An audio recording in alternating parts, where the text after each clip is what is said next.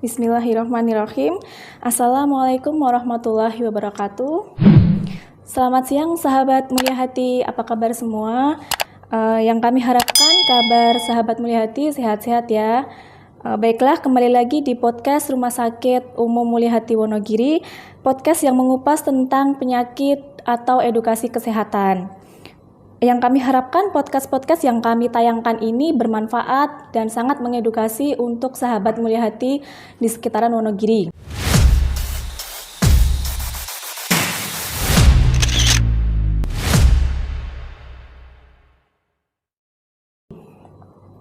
Baik, siang hari ini kami mengundang narasumber yang sangat luar biasa, spesial, yaitu Dr. Bimo Nugroho, spesialis paru. Selamat siang dokter. Selamat siang. Sehat dok? Alhamdulillah. Alhamdulillah baik. Dokter Bimo ini adalah dokter spesialis paru yang bertugas di Rumah Sakit Umum Mulia Hati Wonogiri. Untuk podcast kali ini nanti kami akan membahas, mungkin sudah sangat familiar di kalangan sahabat Mulia Hati Wonogiri dok, dan mungkin kita juga sering menjumpai ya dok ya untuk di poliklinik seperti itu. Nanti yang akan kami bahas di sini adalah penyakit paru obstruktif kronis. Gitu, nanti mungkin masyarakat ketika datang di poliklinik diperiksa oleh Pak Dokter, mungkin Pak Dokter mengatakan PPOK, tapi ketika sampai di rumah mungkin di rumah ditanya sama tetangganya sakit apa, periksa ke Rumah Sakit Mulia Hati gitu, katanya sakit PPOK. Tapi PPOK apa itu katanya nggak tahu gitu ya dok. Jadi nanti di sini kita bahas bareng-bareng ya dok ya untuk penjelasannya. Langsung saja dokter, yang saya mau tanyakan di sini, untuk penyakit paru obstruktif kronis itu apa ya dok? Apakah sama dengan asma dok? Ya, terima kasih Mbak. Memang ini untuk PPOK ini sebenarnya penyakitnya sudah lama sebenarnya. Sudah masyarakat sudah banyak yang mengalami sebenarnya. Cuma untuk tahu itu mungkin tidak ya. Jadi untuk penyakit paru obstruktif kronis ini memang gejalanya mirip dengan asma, sehingga orang sering menyebutnya dengan asma. Padahal itu sebenarnya bukan. Sebenarnya untuk asma dengan penyakit paru obstruktif kronis sendiri ada dua penyakit yang berbeda. Dua hal penyakit yang berbeda meskipun gejalanya mirip. Nanti akan kita jelaskan kenapa berbeda dengan asma. Tapi yang masyarakat tahu itu kalau orang tua bengek itu namanya asma. Ya. Padahal bengeknya asma dengan bengeknya PPOK itu berbeda. Meskipun sama-sama bengek ya. Mengi ya bahasanya kan ada yang bilang bengek, ada yang bilang mengi gitu ya. Gitu. Jadi untuk penyebab sendiri PPOK sendiri adalah karena pola hidup yang kurang sehat. Jadi dari PPOK ini adalah penyakit paru obstruktif kronis, sesuai dengan namanya. Ini adalah penyakit paru yang kronis yang disebabkan oleh obstruksi atau sumbatan saluran nafasnya. Dok. Ya, dari definisinya sendiri dia penyakit yang disebabkan oleh noxious agent atau gas-gas berbahaya yang bersifat progresif dan irreversible. Artinya progresif adalah dia terus bertambah memburuk. Dan irreversible artinya tidak bisa kembali pulih seperti normal. Gitu. Hal ini tentu berbeda dengan asma. Ya. Kalau asma itu kan karena penyakit keturunan. Sebenarnya bukan penyakit sih, saya bilang ya. Jadi asma itu kan bukan penyakit tapi suatu kondisi karena kan diturunkan. Ya, jadi genetik ya dok. Iya, genetik. Jadi asma kan sama-sama bengek, sama-sama saluran nafasnya mengkerut. Cuma beda penyebabnya dan beda sifatnya. Demikian. Gitu ya. Kalau untuk penyebab PPOK sendiri apa ya dok? Ya, seperti tadi saya sebutkan bahwa dari definisinya itu adalah penyebabnya adalah noxious agent atau gas-gas berbahaya. Gitu ya. Dan ini berlangsung sesuai namanya adalah kronis, artinya jangka panjang. Gas-gas berbahaya di sini salah satunya adalah yang paling sering adalah rokok, rokok, asap-asap bakar sampah, atau masyarakat kita masih banyak yang cerik geni gitu ya. Cerik geni itu bakar kayu bakar ya. Iya dok. Atau juga termasuk asap kendaraan. Orang-orang yang sering beraktivitas di luar yang sering tidak pakai masker. Zaman dulu sebelum Covid kan mungkin tidak terlalu familiar ya. Masker ya dok ya. Dan orang pakai masker itu kan seringkali pengap. Ya, ini jadi alasan orang sering tidak memakai masker gitu.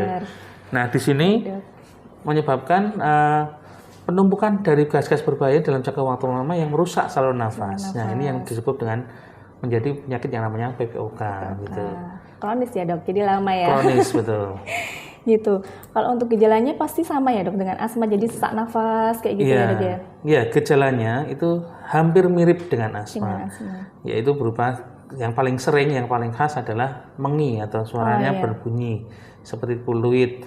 Jadi kita bayangkan bahwa saluran nafas itu seperti selang, ya, seperti suling. Suling itu ketika dilewati udara, ketika melewati lubang yang kecil akan berbunyi seperti peluit, nging gitu kan. Nah itulah asal bunyi suara mengi pada asma maupun PPOK. Bedanya kalau asma itu karena reaksi alergi, sedangkan pada PPOK itu karena kerusakan saluran nafas yang menyebabkan lubangnya itu mengecil. Gitu. Kalau yang untuk PPOK itu yang sering diserang itu pada usia berapa ya dok? Apa anak kecil sudah terserang PPOK dok? Ini yang cukup menarik ya. PPOK sendiri itu sebenarnya adalah kalau zaman dulu itu penyakit orang tua, ya. Gitu. Karena ini seperti tadi disebutkan bahwa ini adalah akumulasi dari gaya hidup yang tidak sehat ketika masih muda, sehingga untuk jadi PPOK itu pasien itu mengalami paparan gas berbahaya dalam jangka waktu lama. Gitu ya, cuma akhir-akhir ini dengan polusi udara di dunia yang sudah cukup luar biasa, sekarang nih usia 30-40 itu sudah banyak yang terkena. Ya. Ini yang jadi salah satu concern kita juga, bahwa penyakit yang dulunya itu hanya dihidap oleh orang tua, sekarang banyak dihidap oleh anak-anak muda. Karena gaya hidup yang sekarang cenderung kurang sehat, seperti itu. Betul dok, apalagi merokok ya dok ya? Betul sekali. Ini dok, pertanyaan menarik nih, pasti juga di Sahabat Mulia Hati pasti juga bertanya-tanya nih. Kalau misalkan merokok, tadi kan sudah disebut Pak Dokter ya, kalau itu berbahaya gitu, nanti bisa menyebabkan PPOK. Apakah sama dok dengan vape itu dok? Ya. Vape atau vape dengan rokok ini kalau dijelaskan panjang lebar ada pembicaraan sendiri ya. Cuma secara singkatnya bahwa vape atau vape ini sama berbahayanya dengan rokok. Ya. Bahkan pada sebagian tertentu bahkan lebih berbahaya dengan rokok, karena pertama dia partikelnya lebih kecil, penetrasinya lebih dalam ke paru-paru, efek rusaknya lebih besar. Gitu ya dok ya. Nah, jadi itu tidak bisa dibilang bahwa vape itu pengganti rokok. Pengganti rokok ya dok. Sama-sama bahaya ya. Betul. Gitu. Jadi untuk masyarakat bisa jadi nanti dihilangkan ya dok. Nggak dihilangkan stop itu nggak bisa mungkin ya. Jadi kita bertahap. Mungkin kalau ini 3 batang, besoknya 2 batang, 1 batang, lama-lama habis kayak gitu. Kalau misalkan ini 4 hisap, besok 3 hisap kayak gitu ya dok ya. Jadi kita memang harus menerapkan hidup pola sehat untuk tidak terkena PPOK gitu ya dok ya. Terus kalau dari dokter sendiri itu untuk pengobatannya gimana ya dok? Untuk treatmentnya dok? Ya, untuk pengobatan ini sebenarnya yang paling utama tadi sesuai penyebabnya adalah karena gaya hidup yang tidak sehat. Jadi terapi utamanya adalah perubahan pola hidup sehat. Ya, dengan terapi obat-obatan itu cuma terapi suportif atau pendamping sebenarnya ya. Karena sesuai definisi awal tadi bahwa ini penyakit yang progresif dan irreversible, artinya tidak bisa sembuh sempurna seperti sebelum sakit. Jadi yang bisa dilakukan adalah mengendalikan gejalanya supaya tidak lebih buruk. Nah, ini sebenarnya yang perlu masyarakat ketahui, bahwa PPOK sendiri adalah penyakit yang menetap, bisa dibilang seperti itu. Ya. Jadi sebelum terlambat, jagalah paru-paru Anda, seperti ya. Kemudian kembali ke tadi terapi, bahwa terapi utamanya adalah menjaga pola hidup sehat. Jadi bagi masyarakat yang sudah terlanjur terkena PPOK ini, tentu pertama harus merubah pola hidup sehat. Tadi pertama rokok, tentu misalnya bagi perokok harus menghindari atau berhenti merokok. Memang untuk pembahasan merokok sendiri juga ada bab khusus lagi, namanya smoking cessation, itu akan panjang lebar. Intinya bahwa berhenti merokok itu susah memang ya. Berhenti merokok itu susah. Padahal untuk memulai rokok sendiri sebenarnya juga nggak enak sebenarnya. Cuma sehingga cara paling efektif untuk berhenti merokok adalah dengan tidak merokok dari awal, gitu ya. Karena berhenti merokok itu memang butuh komitmen dan kemauan dari diri yang sangat kuat.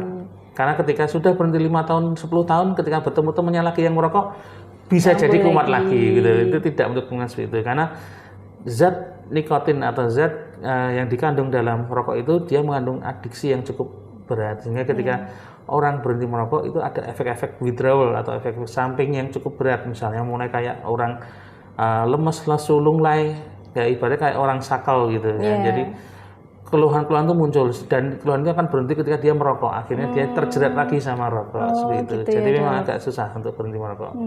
Ya bisa dimaklumi itu ya. Jadi itu tadi, jadi hindarkan, itu baru nomor satu ya, menghindarkan noxious agent atau asap-asapan. Jadi juga termasuk ketika keluar rumah juga menggunakan masker yang proper, artinya menutup hidung dan mulut untuk menghindari resiko masuknya gas-gas berbahaya seperti asap kendaraan. Kemudian jangan membakar sampah, ini banyak yang di masyarakat kita masih dilakukan. Cuma masalahnya pasien saya juga sudah tidak membakar sampah, tapi tetangga-tetangganya masih membakar sampah.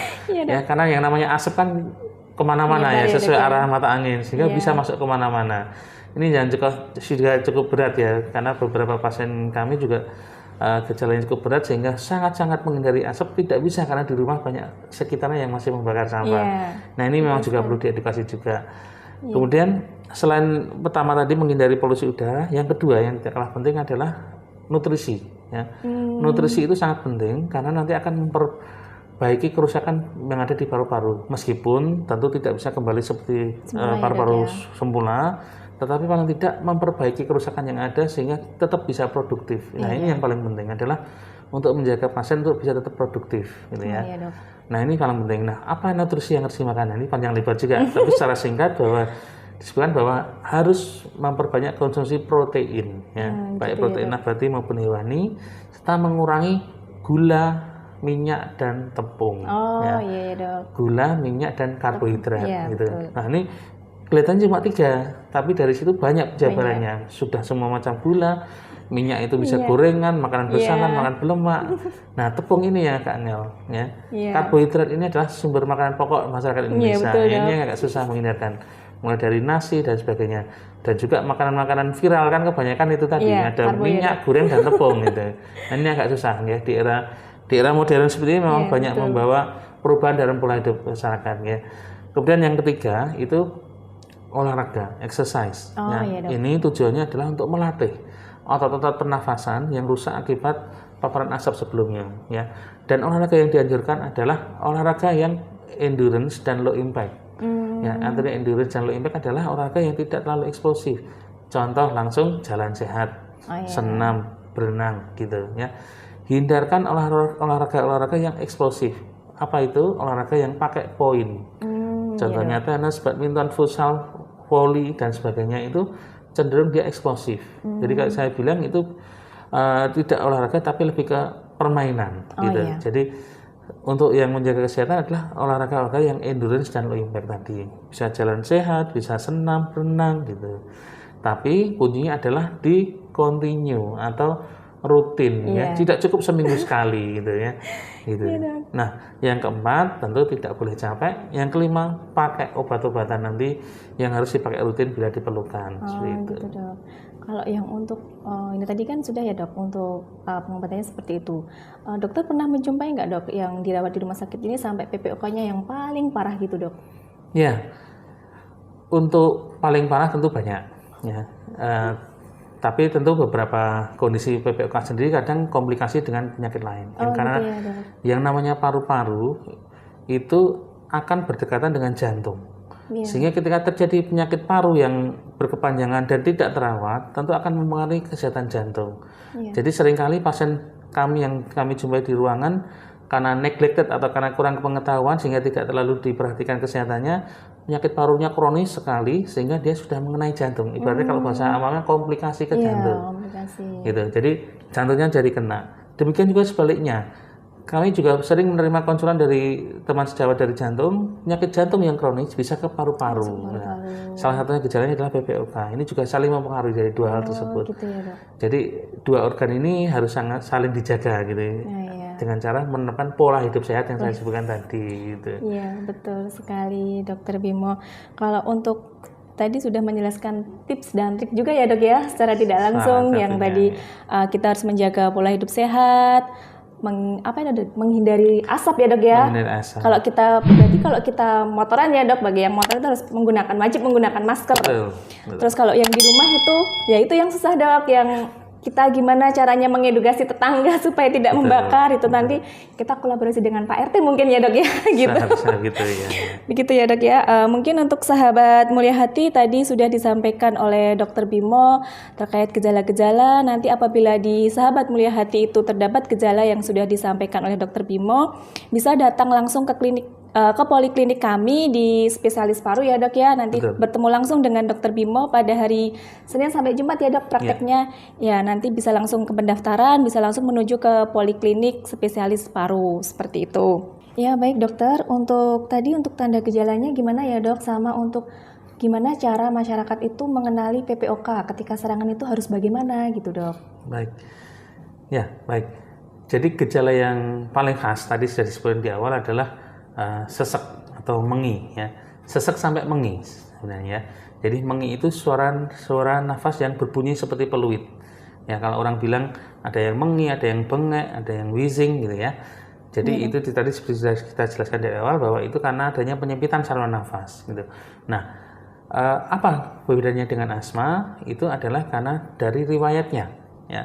Kalau ada keturunan mengi dari kakek nenek orang tua itu cenderung memang ke arah asma. Tetapi kalau terkait dengan pola hidupnya yang sering terpapar asap, misalnya dari rokok, misalnya kerja di pabrik yang kena asap atau sering bakar sampah, cetek geni maupun kena asap yang lain, itu cenderung ke yang namanya PPOK.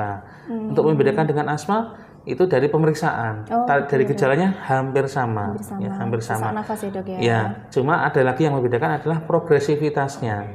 Kalau asma itu dia bisa pulih sempurna. Ya, kalau asma dengan obat-obatan asma itu bisa pulih 100%.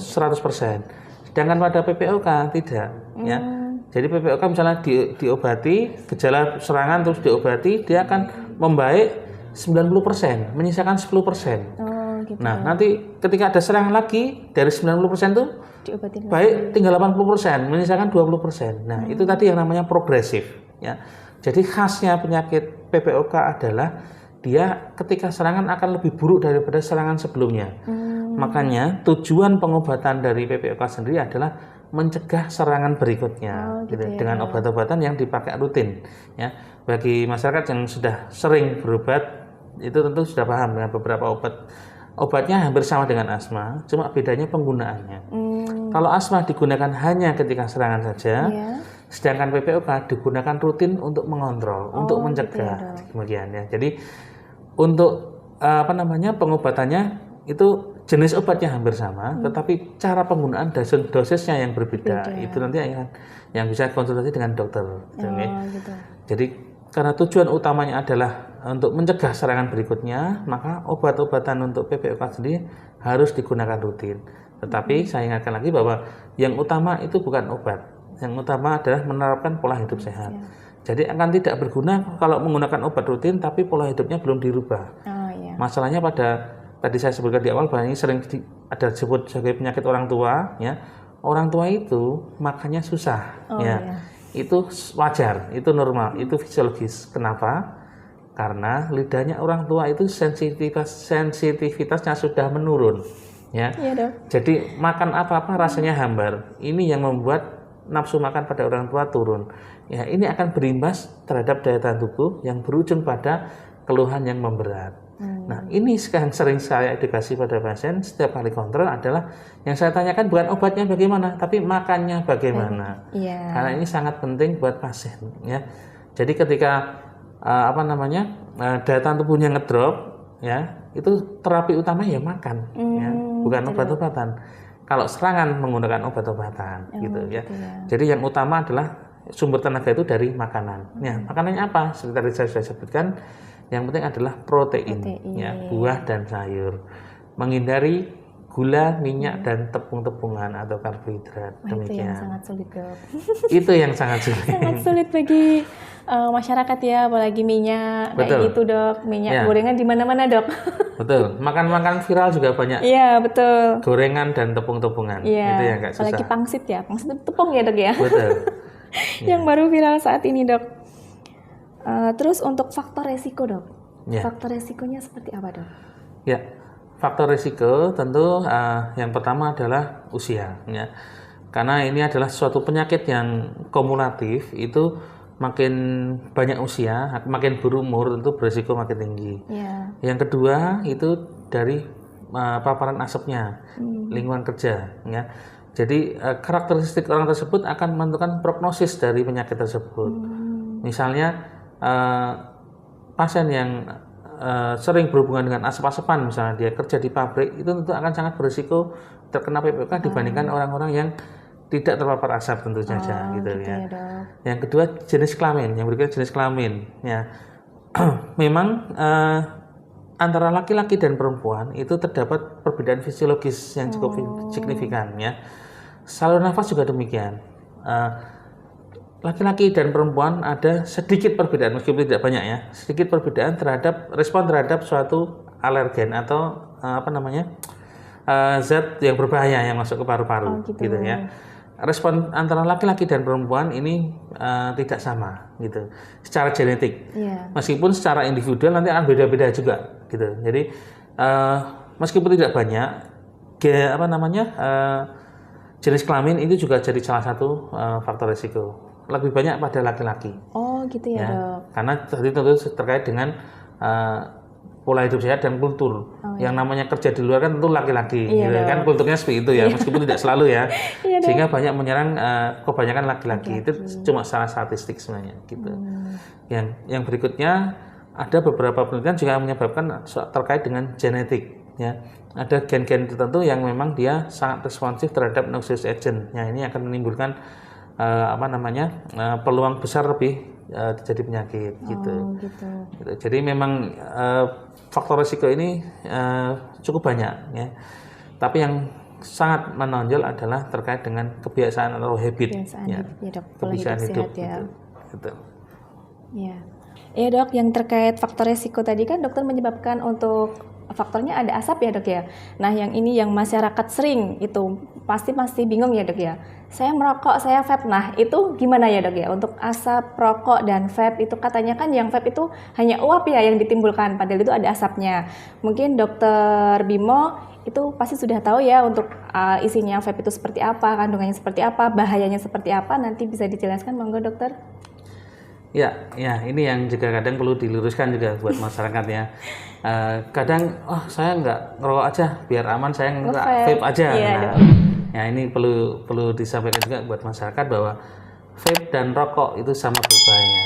Ya seperti tadi saya sampaikan bahwa vape itu pada bagian-bagian tertentu justru lebih berbahaya daripada rokok. Nah, kita bahas.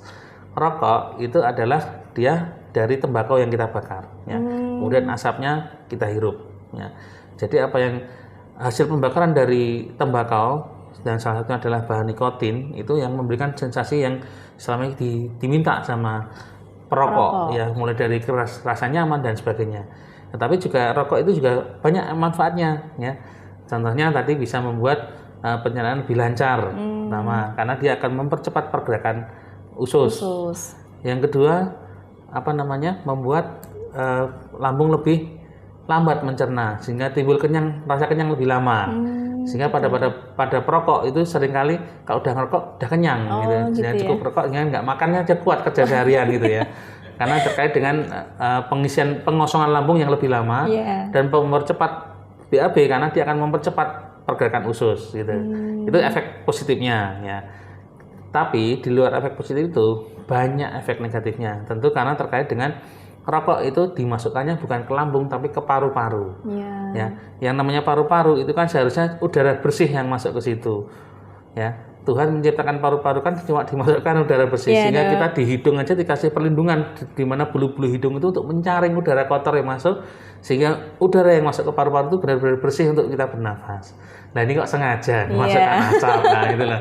Nah, jadi asap itu tadi tentu akan menimbulkan kerusakan-kerusakan. Yang paling jelas tentu secara makros itu adalah yang namanya asap itu kan uap yang panas, ya kan? Uap yang panas, padahal mukosa atau dinding hidung kita itu adalah jaringan yang halus. Ya, coba jangan bayangkan bahwa kita bakar sate itu baru kita selesaikan daging ayamnya gitu aja dia udah hangus. Nah, bayangkan itu terjadi di saluran nafas kita. Apa yang terjadi? Nah, itu loh. Jadi saluran nafas kita jadi sate, misalnya gitu ya. Jadi jaringan di paru-paru itu kan jaringan lunak, ya, bukan seperti tulang, ya. Jadi ketika terkena udara yang panas itu tentu akan terjadi kerusakan organ yang permanen. Nah, salah satunya bentuk dari PPOK sendiri adalah bronkitis. Ya. Bronkitis itu dari pengapuran dari selang-selang nafasnya. Itu tadi karena paparan noxious agent dalam jangka waktu lama ditambah lagi udara yang panas dari asap rokok gitu. Nah, itu juga menyebabkan. Nah, terus bedanya apa dengan vape? Nah, vape itu sebenarnya sama. Dia kelihatannya cuma uap, tapi dia uap hasil pembakaran. Ya. Alat vape itu kan ada combustion chambernya atau bagian yang untuk membakar, yang menimbulkan uap, gitu kan. Jadi dan yang dibakar itu bukan cuma air putih, ya, dia adalah bahan kimia yang dibakar. Salah satunya adalah di situ ada bahan yang namanya asetildehid, yang menimbulkan aroma seperti popcorn, ya. Nah, di situ aroma pembakaran dari asetildehid itulah yang menyebabkan aroma bisa mulai dari popcorn, bisa mulai stroberi dan lain-lain. Jadi perasa. Nah, ketika ini masuk ke paru-paru dalam jangka waktu lama, sama efeknya dengan tembakau yang dibakar. Bahkan karena alatnya itu dia memberikan tekanan yang cukup keras, kan kalau vape itu kan asapnya itu disemburkan, bukan kita yang nyerot gitu kan. Sehingga asapnya itu penetrasi masuknya dia lebih dalam ke paru-paru. Partikel asapnya juga lebih kecil sehingga dia masuk ke dalam paru-parunya lebih jauh gitu. Ya, memang seperti seperti asap yang sehat ya, rasa buah dan lain-lain. Tapi itu kan bukan perasa alami, itu kan perasa bahan kimia yang menyerupai alami gitu. Ya, jadi memberi rasa aman yang bohongan sebenarnya ya, rasa aman yang palsu gitu ya. Menggantikan rokok dengan vape itu bukan pilihan yang bijak menurut saya, ya, karena itu kedua itu sama-sama berbahayanya, ya. Ya, beda halnya kalau memang tujuannya nge-vape adalah untuk gaya-gayaan, lah itu monggo, saya tidak bisa melarang, gitu ya.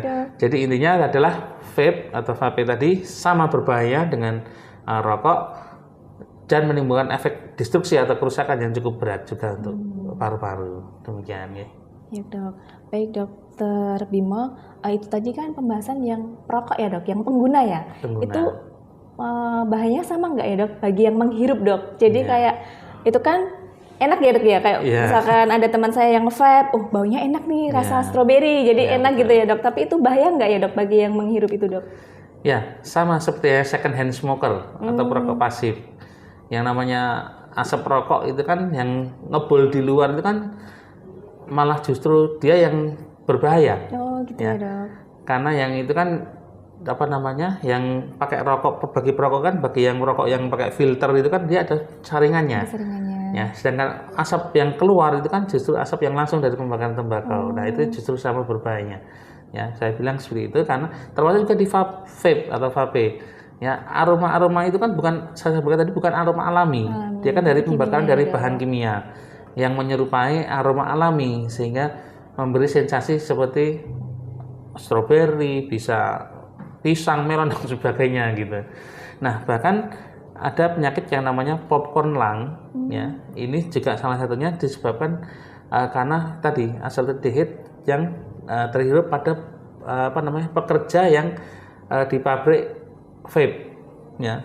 Karena di komponen dari vape tersebut ada bahan kimiawi asetildehid tadi yang di mana pekerja di situ sangat erat terpapar sehingga banyak pekerja yang kerja di pabrik tersebut mengalami gangguan pernafasan mulai dari sesak, batuk dan lain-lain. Setelah diteliti ternyata itu disebabkan karena pembakaran dari asetildehid. Nah, disitulah asetildehid itu adalah bahan yang memberikan aroma seperti popcorn tadi. Ya, makanya disebut tadi sebagai popcorn lung gitu ya. Jadi bukan paru-paru yang berbentuk popcorn, tapi sebabnya karena itu tadi. Ya dokter. Baik dokter, terkait penjelasan tadi dari dokter ada tips untuk mencegah supaya masyarakat di Wonogiri ini ya dok, supaya tidak terkena atau terdiagnosa penyakit PPOK dok. Ya, tadi dari penyebabnya dan definisinya, penyebab utamanya dari PPOK sendiri adalah bahan berbahaya atau noxious agent. Sehingga tips dan trik utama adalah tentu pertama menghindari asap-asap berbahaya. Ya, asap-asap berbahaya salah satunya tadi dari rokok, asap kendaraan, bakar sampah, cetek geni dan sebagainya, termasuk vape tadi, itu hal utama yang harus dihindari. Baik sebagai perokok aktif maupun perokok pasif dalam hal ini ya. Jadi sebisa mungkin kita juga harus menghindari noxious agent, semua jenis noxious agent. Kalaupun kita terpaksa berhubungan dengan oksigen, misalnya kita kerja di pabrik yang menggunakan asap-asap berbahaya, tentu kita harus menggunakan APD, alat pelindung diri yang cukup proper. Nah, di sini yang perlu diedukasi, karena beberapa pasien kami juga dia riwayatnya bekerja di pabrik pembakaran misalnya, itu karena pakai masker itu suatu hal yang pengap sehingga sering diabaikan. Nah, ini juga perlu diperhatikan buat masyarakat, termasuk tadi kendaraan ya. Karena tentu tidak bisa dipungkiri bahwa yang namanya asap kendaraan, tentu kendaraan-kendaraan yang beredar di masyarakat kan tentu banyak yang melakukan asap yang berbahaya ya. Nah, kecuali kendaraan listrik ya tentunya ya. Jadi kita sebagai pengguna jalan juga, kita juga harus melindungi diri kita dengan APD juga, salah satunya masker gitu. Jadi sebaiknya mungkin masker jadi salah satu alat wajib juga selain helm ya. Karena untuk melindungi paru-paru. Kalau helm melindungi kepala, masker untuk melindungi paru-paru. Gitu. Ya, itu terkait utama. Yang kedua adalah pola hidup sehat dengan makan dan berolahraga secara rutin. Ya, ini yang agak susah dilakukan pada orang-orang usia produktif.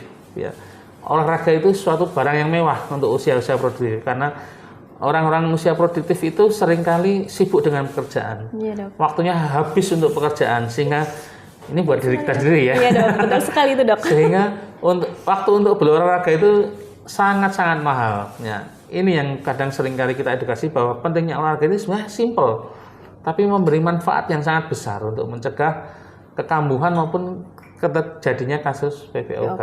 Gitu, okay. Sepertinya simple, tapi ini sangat bermanfaat ya. Mulai dari kesehatan, nanti bisa menjalin pertemanan dan sebagainya, itu olahraga rutin itu sangat penting. Nah, tapi kuncinya itu adalah rutinitas. Dan berolahraga tidak harus lama-lama ya. Maksimal 15 sampai 20 menit, maksimal 30 menit ya. Optimal 15 sampai 20 menit itu sudah cukup, tetapi setiap hari. Iya. Ya, setiap hari ini yang paling penting. Atau paling males sekali seminggu 2 kali. Nah, itu paling males.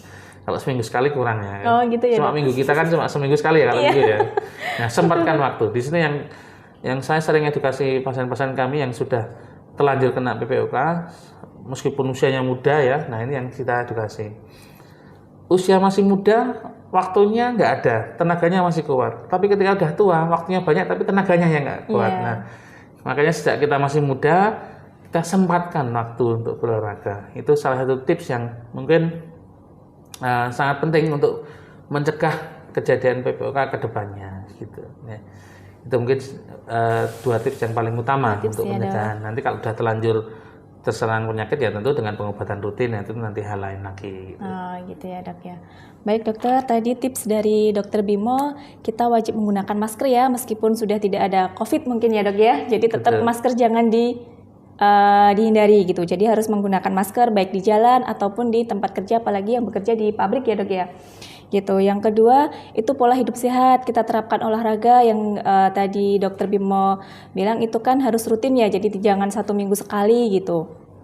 Baik dokter, mantap sekali, Masya Allah penjelasannya itu sangat mengedukasi sekali bagi sahabat Mulyahati Wonogiri. Apabila nanti ada gejala yang sudah disebutkan dari dokter Bimo, ketika di rumah ada serangan seperti itu, bisa langsung datang ke poliklinik kami, poliklinik spesialis paru, nanti bisa langsung bertemu dengan dokter Bimo Nugroho, spesialis paru, bisa langsung daftar langsung ke pendaftaran poliklinik atau bisa lewat WhatsApp pendaftaran kami. Lalu jangan lupa ya, kita bisa mengakses, sahabat Mulyahati Wonogiri itu bisa mengakses Instagram kami, yang mana di situ banyak informasi-informasi yang kita sampaikan di situ terkait jadwal poliklinik, atau ada dokter baru pasti kami sampaikan di situ, atau ada promo MCU nih, promo MCU bisa kami sampaikan di situ. Makanya lihat Instagram kami, nanti di situ banyak informasi yang disampaikan di situ. Gitu. Baik, saya Dania Juliandari dengan Dr. Bimo Nugroho, spesialis paru, kami mohon izin undur diri. Nanti akan ada podcast, saksikan podcast-podcast yang berikutnya tentunya dengan materi-materi yang sangat menarik. Begitu. Terima kasih Dr. Bimo atas waktunya. Wassalamualaikum warahmatullahi wabarakatuh. Waalaikumsalam. Dadah.